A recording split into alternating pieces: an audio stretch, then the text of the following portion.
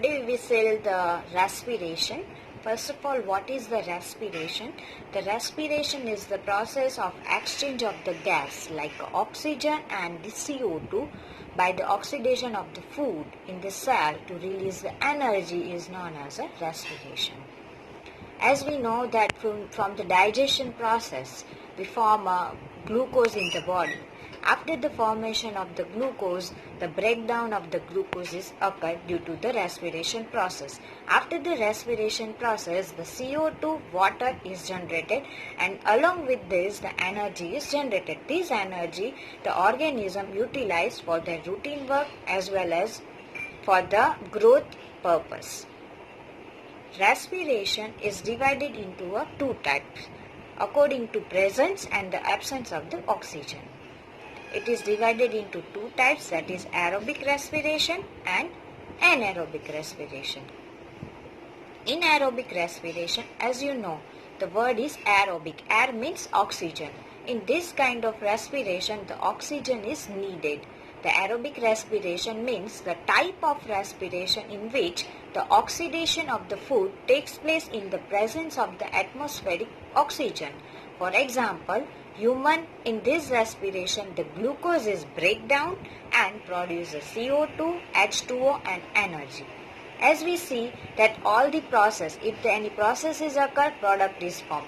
Here, during the respiration process, the product is carbon dioxide, water and the energy is formed. Whereas in anaerobic respiration, the type of respiration in which the oxygen of food takes place in the absence of atmospheric oxygen is known as anaerobic respiration. Let's see how the aerobic and the anaerobic respiration takes place. Here you can see the equation by which you can denote what the product is formed. As we know that after the digestion the glucose is formed, this 6-carbon glucose is converted into the pyruvate, that is the 3-carbon molecule, and this process takes place in the cytoplasm. Here 3 processes occur, anaerobic process and aerobic process.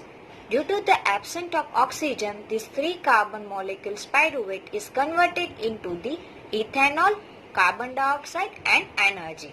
Generally this process happen into the yeast. Now the second process happen in the lack of the oxygen. In that the 3-carbon pyruvate is converted into the lactic acid and energy. While in presence of oxygen, or you can say the aerobic respiration, it is happen in the presence of in the mitochondria and it is converted into the CO2, water and energy. Here you can see the lack of oxygen. These processes generally happen into the human muscle cell. For example, when we require more energy during the exercise, at that time, due to the lack of oxygen, the pyruvate is converted into the lactic acid. Here you can see during the anaerobic respiration, the amount of the energy is compared to the amount of aerobic respiration is higher than the anaerobic respiration. Here glucose is various. Here you can see the glucose is break down and it's converted into the pyruvate. Till this, all the 3 reaction is happen in the cytoplasm. After that, according to presence and the absence of the or lack of the oxygen, it is form 3 kinds of new product. In absence of the oxygen, is form the ethanol and carbon dioxide and water. These processes takes place in the yeast. And second one, that is of lack of in muscle cells, then it is formed the lactic acid, and the presence of oxygen it is formed the CO2, H2O and energy. Now let's see the human respiratory system. In the human respiratory tract, you can see the figure over here. In this chapter, all the figures are most important. You have to draw the figure and then after you have to explain it. First of all, we start by the respiratory tract. How the human respiratory system is occurred. The respiratory tract, it begins for a pair of a nostril What is the nostril? The nostril by which the air is entered through the nostril and reach into the nasal cavity. The wall of nasal cavity has olfactory epithelium, which is act as an organ of smell. What is the meaning of olfactory? Olfactory means a organ which is related to the smell, which is sensory organ which is related to smell. And epithelial means it is a side of lining. So we consider it as a epithelial. We already studied it in 9th standard. Now let's see the next point, that after the nostril, the pharynx is provide a passage for air into the trachea through a slit-like aperture called the glottis. This glottis always remain open except during the swallowing. You can see the pharynx is also helping the digestive system as well as in respiratory system. Then after it is converted into the glottis. What is the function of glottis? Glottis is always remain to open, but when we are eating the food at that time, the glottis is closed. So the food does not enter into the respiratory tract. The glottis bear a leaf-like cartilage flap called the epiglottis, and the epiglottis function is to prevent the entry of the food into the respiratory tract. The trachea is thin wall tube which divides into the two parts. This you can see in the figure. This trachea further divided into the two parts and it is converted into the bronchia. It is a thin wall tube. The left hand side trachea is open into the left hand bronchi, and the right hand trachea it is open into the right hand side lungs bronchi.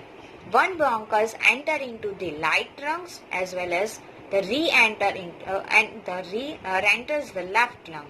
The trachea is made up by the cartilage ring, and this cartilage ring is helped to open the respiratory tract. It does not allow to collapse it while the air is not present. In human, the respiratory organ is lung, which is provide the surface for the exchange of the gas. The lungs lies in the thoracic cavity, which is separated from the abdominal cavity by the membrane called the diaphragm.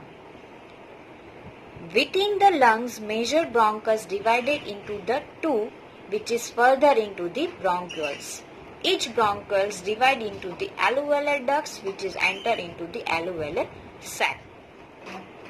The alveolar sac I call the alveoli. Here you can see in the diagram that all the bronchioles is further divided into the bronchioles.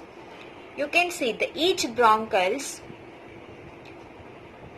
is contain a sac-like structure is called the alveolar sac, or you can say the alveoli.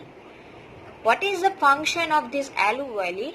Alveoli are closely surrounded by the network of the blood capillaries, and these blood capillaries are approximately cover the 18 square per meter area.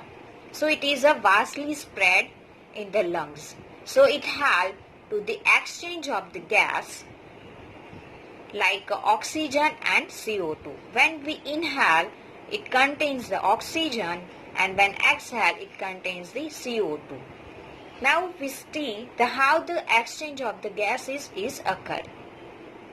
Breathing is the first step which involves the exchange of the gas between the air in the alveoli and the blood capillaries around the alveoli. In this exchange of the blood takes oxygen from the alveoli and release CO2 in the alveoli.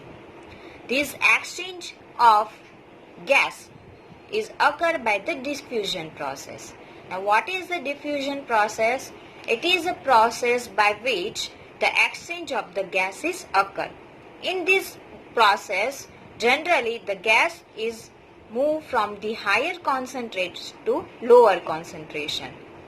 During the inhale process, the alveoli sac contains a high amount of oxygen, while in the cell, it contains the low amount of oxygen, or you can say the lack of oxygen. Due to this difference between the concentration, the oxygen is diffused into the blood cell. In the other hand, the CO2 concentration in the blood cell is high than the alveoli cell.